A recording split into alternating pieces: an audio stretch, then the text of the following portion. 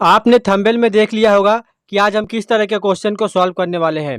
ये क्वेश्चन जो है नंबर सिस्टम के बहुत ही इंपॉर्टेंट क्वेश्चन है जो सभी तरह के कॉम्पिटिटिव एग्जाम में पूछे जाते हैं। इस वीडियो में हम ऐसे क्वेश्चन का सबसे आसान तरीका सीखेंगे जिससे आप कम से कम समय में ऐसे क्वेश्चन को सॉल्व कर सकते हैं। तो चलिए वीडियो को शुरू करते हैं।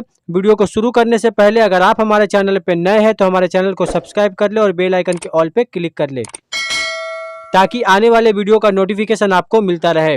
ये हमारा पहला क्वेश्चन है। यदि दो संख्याओं का योगफल 36 है और अंतर 24 है तो उनमें से सबसे बड़ी संख्या का मान क्या होगा। ऐसे तो इस क्वेश्चन को आप x मान के भी बना सकते हैं पर वो बहुत ही लंबा प्रोसेस होता है। यहाँ पे दो संख्याओं का योगफल दिया गया है, मतलब कि अगर एक संख्या x है दूसरी संख्या y है तो इन दोनों को जोड़ने से 36 आता है और अंतर दिया है 24, मतलब कि x माइनस वाई अगर करेंगे तो हमें यहाँ पे 24 मिलेगा। ये क्वेश्चन में दिया गया है।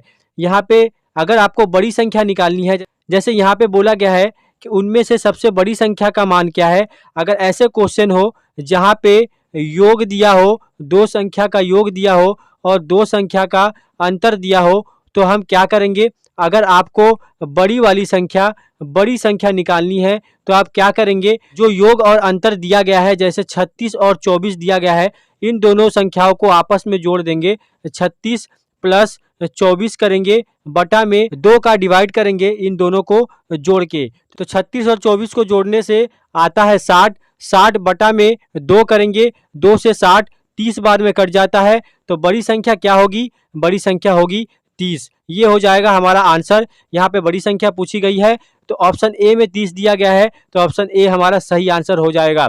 आप इस मेथड से कम समय में ऐसे क्वेश्चन को सॉल्व कर सकते हैं। अब हम बनाते हैं एक अगला प्रश्न।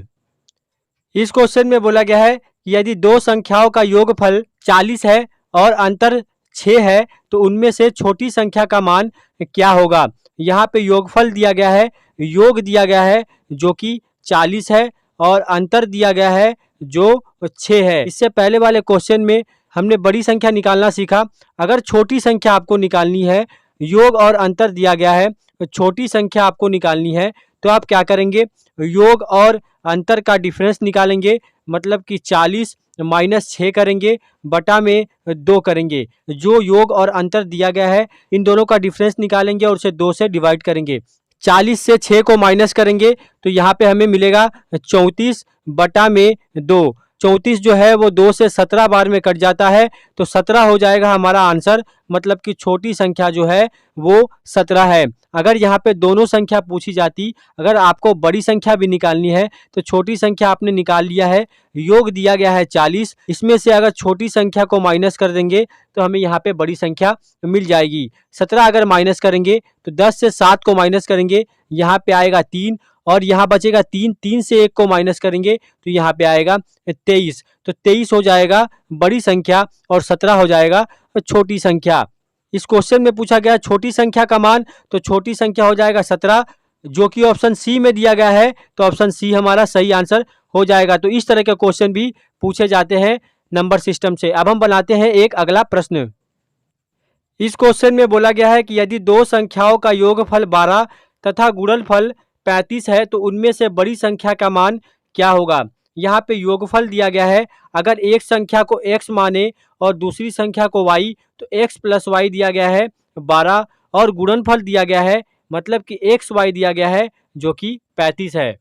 बोला गया है कि उनमें से सबसे बड़ी संख्या का मान क्या होगा, तो 35 जो है वो गुणनफल है। आप ऑप्शन में देखेंगे कि ऑप्शन दिया गया है 7, 5, 8 और 10। संख्या जो भी होगी, बड़ी संख्या या फिर छोटी संख्या, वो 35 को पूरा डिवाइड करती होगी, क्योंकि दोनों संख्या का गुणनफल ही 35 दिया गया है। तो जो भी बड़ी संख्या होगी वो ऑप्शन में दिया गया है। यहाँ पे 7 और 5 दो ऐसे ऑप्शन है जिससे 35 पूरा कट जाता है। इसके अलावा 8 और 10 से 35 नहीं कटता है। तो सी ऑप्शन और डी ऑप्शन हम नहीं ले सकते, या फिर ए ऑप्शन सही होगा या फिर बी ऑप्शन सही होगा। तो यहाँ पे हम 35 का अगर फैक्टर करेंगे दो भाग में तो यहाँ पे 7 और 5 आएगा।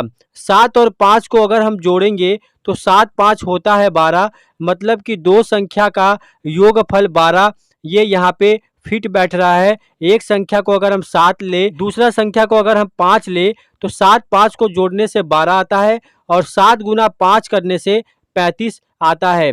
दोनों कंडीशन यहाँ पे फिट बैठते हैं, तो हम एक संख्या 7 और दूसरी संख्या 5 ले सकते हैं। अगर एक संख्या 7 है, दूसरी संख्या 5 है, तो बड़ी वाली संख्या कौन सी होगी? बड़ी वाली संख्या होगी 7। तो 7 हो जाएगा हमारा सही आंसर, जो कि ऑप्शन ए में दिया गया है। तो ऑप्शन ए हमारा सही आंसर हो जाएगा। तो आप ऑप्शन से भी चेक कर सकते हैं कि जो भी गुणनखंड है, यहाँ पे जो भी गुणनखंड दिया गया है, उसे हम किस फैक्टर में डिवाइड कर सकते हैं, किस 2 फैक्टर में अलग अलग कर सकते हैं। तो इस तरह आप ऐसे क्वेश्चन को सॉल्व कर सकते हैं। अब हम बनाते हैं एक अगला प्रश्न।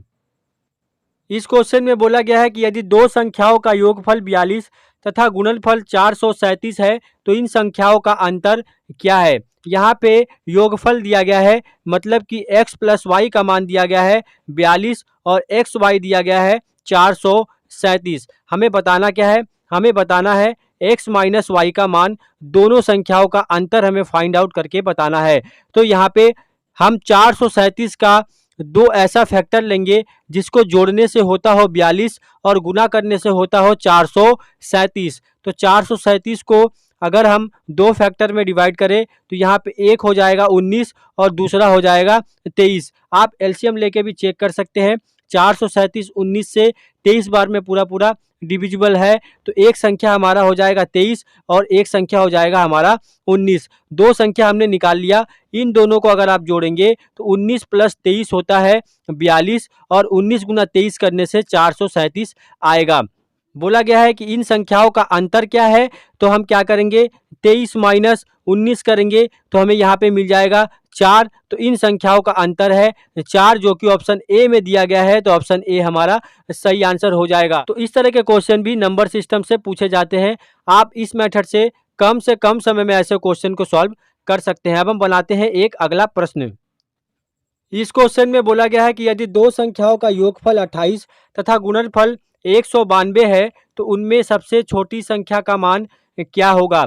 यहाँ पे योगफल दिया गया है, x प्लस वाई का मान दिया गया है जो कि 28 है और एक्स वाई दिया गया है जो कि 192 है। बोला गया है उनमें सबसे छोटी संख्या का मान क्या होगा? मतलब कि ऑप्शन में जो भी दिया गया है, चारों में से एक कोई छोटी संख्या होगी। तो छोटी संख्या हो या फिर बड़ी संख्या हो, वो 192 को पूरा पूरा काटती हो। जैसे कि 12 है, 12 से 192 पूरा पूरा कट जाएगा, 16 से 192 पूरा पूरा कट जाएगा, पर 10 और 20 से 192 पूरा पूरा नहीं कटेगा। तो ऑप्शन सी और ऑप्शन डी हम नहीं ले सकते हैं। या फिर आंसर 12 होगा या फिर आंसर 16 होगा। तो 192 का फैक्टर हम करेंगे तो 12 और 16 हम ले सकते हैं।